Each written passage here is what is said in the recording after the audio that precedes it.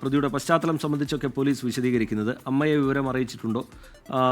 CWCയുടെ സംരക്ഷണയിലേക്ക് കുട്ടിയെ മാറ്റുക, അതോ ബന്ധുക്കൾ മറ്റാരുടെയെങ്കിലും അടുത്തേക്ക് മാറ്റുക, അങ്ങനെ പലതരത്തിലുള്ള ആലോചനകളുണ്ടോ? അതോ CWCയുടെ സംരക്ഷണയിലേക്ക് മാറ്റുക എന്ന തീരുമാനത്തിലേക്ക് പോവുകയാണോ അരുൺ രാജ്?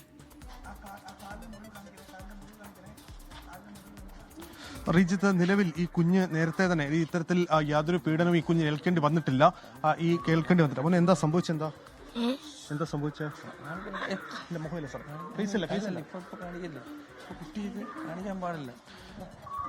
ഈ കുഞ്ഞിന്റെ കാലിലാണ് ഇത്തരത്തിൽ മുറിവേറ്റിട്ടുള്ളത്. ഇപ്പൊ കുഞ്ഞിനെ CWCയിലേക്ക് മാറ്റുകയാണ്.